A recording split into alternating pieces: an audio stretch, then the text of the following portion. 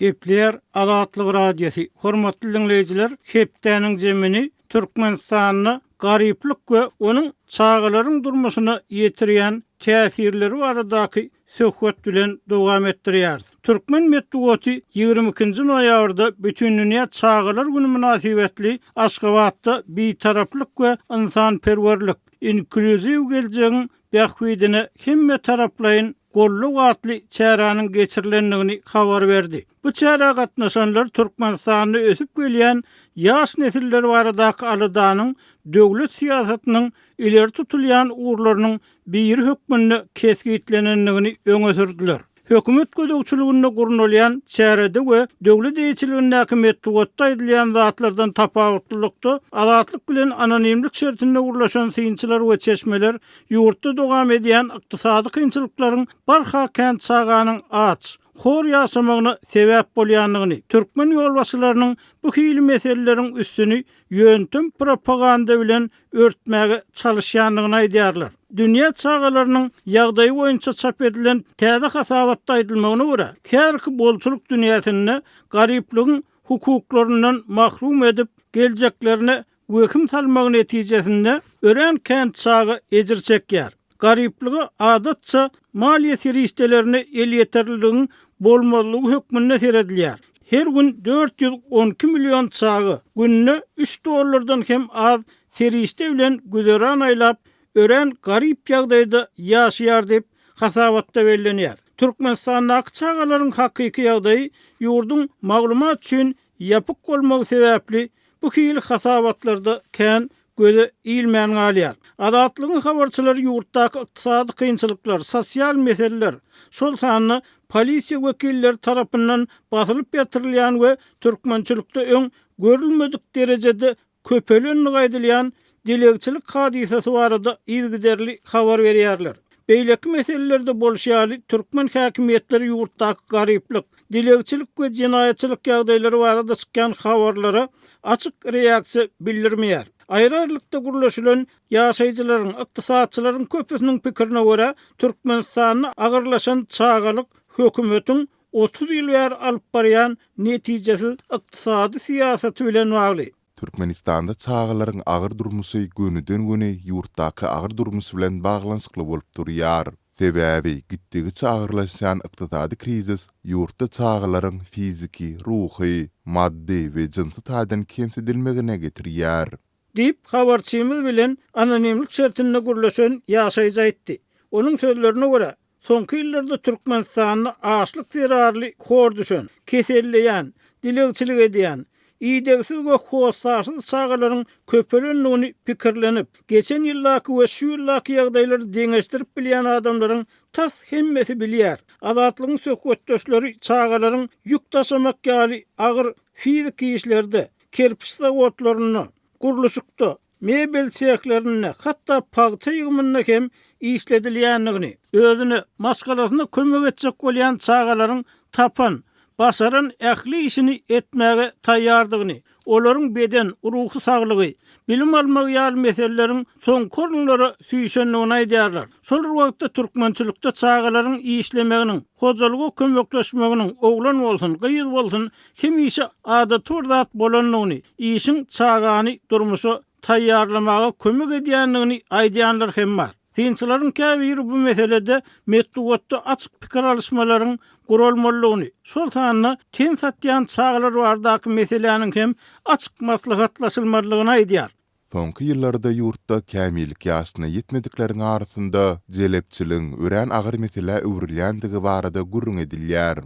Ýaşlaryň arasynda jinsy gatnaşyklar we umuman ahlak meseleleri boýunça ynanışmak esasynda söhbetler gurulmaýar. Netijede ýaşlaryň arasynda irki gowrelelik, jinsy ýollar arkaly ýokuşýan we nereki keseller hat köpelip başlady. Emma türkmen häkimetleri bu meselede hiç hili iş alyp barmaýar. Dip habarçymyz bilen anonimlik şertinde gurulşan ýaşaýjy aýtdy. Türkmenistanyň işsizlik meselesi, geljek ýyldan 10 götürüm köpöldürmezligi teklif edilen aýlyklar meselesi, medeniýetde bagtly durmuş hakynda tekrarlanýan sözlere garamazdan açyk sır bolmagyny galýar dip ýerli synçy aýtdy. Türkmenistanda eli ýoky, işsiz ya aýlygy az adamlaryň çağalarynyň ýagdaýlary öňküsinden hem has beterleşär diýsem ýalňysmaryn. Ýysyz hojalyklaryň çağalary gidaçylyga çykýarlar. Ýaş gyzlar 15-16 ýaşdan ten satmagy başlaýar. Ýysyzlyk şu derejä eltýär. Deyip, seyinçi öňüm bir näçe söhbetdeşimiziň aýdan zatlaryny tasdiklady. Onuň sözlerine görä, olarlar çağalar bazarlarda, dükanlaryň ýanyna gedaçylyk eden bolsalar, inni 7 ýaşyndan 12-13 ýaşa çenli bolan oglan gyzlar şäher köçelerinde svetoforly çatyrklaryň golaýyna oturup, svetoforlaryň gyzyl çyralary ýanyna algap baryp, sürüjilerden pul soraýarlar.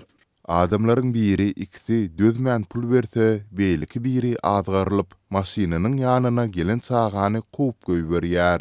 Emma çağalar muňa teretmän, svetoforyň ýaşyl çyrasy ýan-ýança aýlanyp, duran maşinlaryň sürüjilerinden pul soraýarlar we gyzyl çyra ýananda gelip ýene bardyura geçip oturýarlar. Ol çağalar öz zanlaryna abanyp biljek kup barada pikir etmeýärler. Sürüjileriň awta ulaglaryny gaty turup gidýäne hem bolýar. Deyip seyinçi aýtdy. Onuň tasdiklamagyna görä, uzak günni şeýdip öýlerine we maşgalasyna kömek etjek bolýan, dilekçilik edýän çağalary şähere çykan adamlaryň hemmesi görýär. Söhbetdeşlerimiziň sözlerine görä, dilekçilik edýän çağalar günortanlyk, akşamlyk naharlaryny hem daşarda, köçe arasynda oturup ýerler. Golaýda Türkiýe gelen zähmet migrant hem dilekçi çağalaryň köpelen nuwarada aýdylýanlary tasdiklady.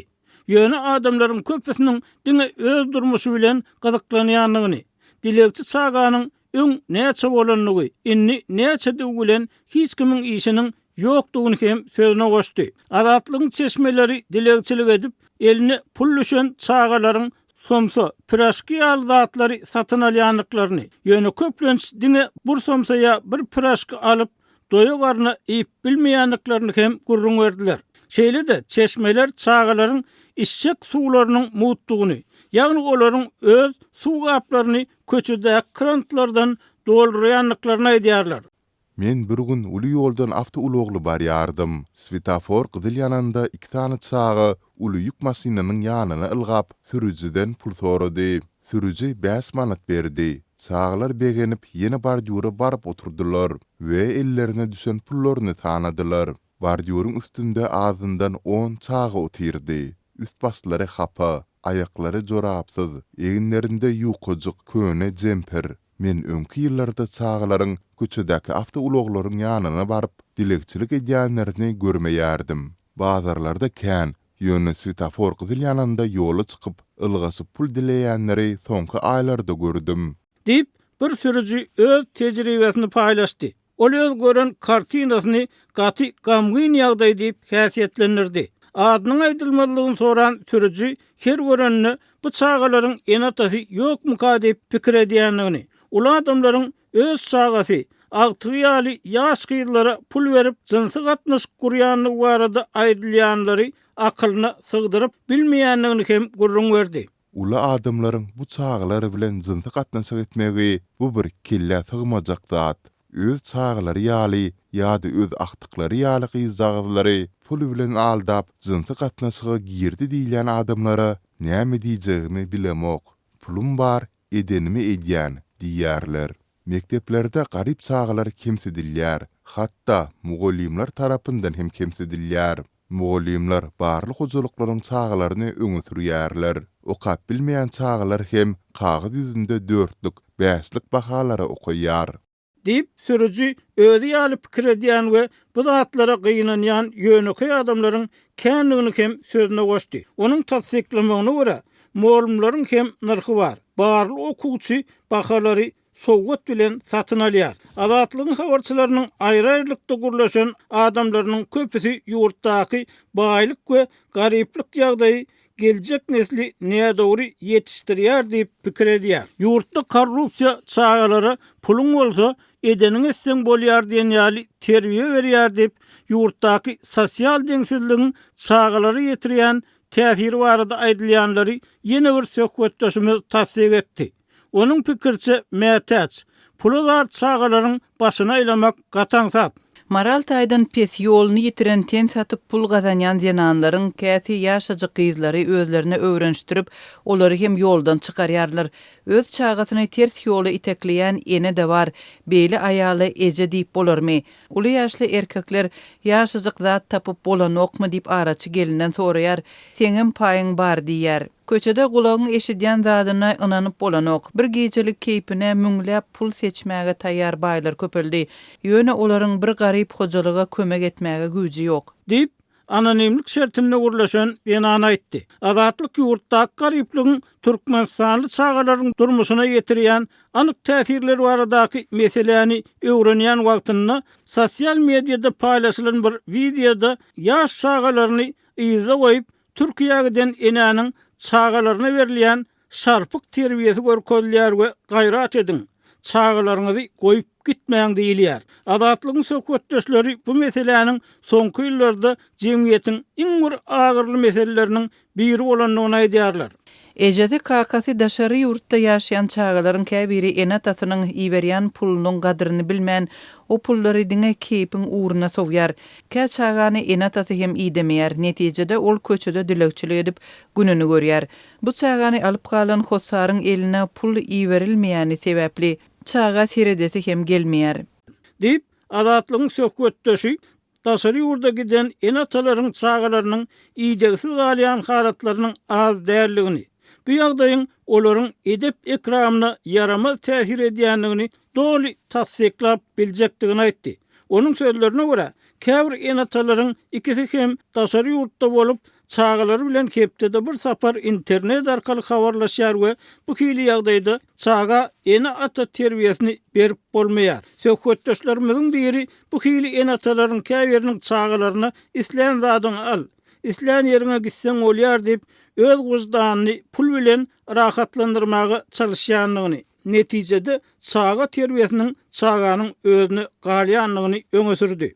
Garyplyk çağalaryň bilimine hem uly zar burýar. Olar çörek pulunu kazanmak üçin sapaklaryny doly gatnaşyp bilmeýärler diýip anonimlik şertinde gurlaşan pedagog aýtdy. Okuwa hepdede 2 gün barsa galan günlerde işe gatnayan çağalar hem bar. Bir oglan 7-nji klass okuwçysy şäherde baklaşka çöplemek bilen gününü geçirýär. Uzak gün işläp gazanan pulunyň 50 manat çemesi bolýandygyny aýtdy. Puluny näme diýersiň diýsem, öýe produkta alýan diýär. Oglanjyk 13 ýaşynda, öýe enatasyna azyk eltýär. Azacık ulurak çağalar bazarlarda yük taşıyar. Haltalap un, şeker düşürüp uzak günün dowamında 50 manat kazanýarlar. 14 ýaşly bir gyz okuwdan soň kerpiç zawodunda işläp gündelik 50 manat kazanýandygyny aýdýar. 16-17 ýaşly oglanlaryň käbiri oba ýerlerinde guruluşykda işleýär.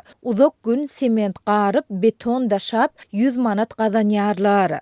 Diýip azatlygyň söhbetdeşi agyr işden soň ýadaglygyny aýyrmak bahanasy bilen spirtli içki içýän ýaşlaryň hem az därligini belledi. Onuň sözlerine görä, uly klass okuwçylary enatalaryna azar bermän öz okuwçykdagylaryny ýapjak bolýarlar. Ondan naşary galan pulun ýartyny öýlerine hozolga berýärler.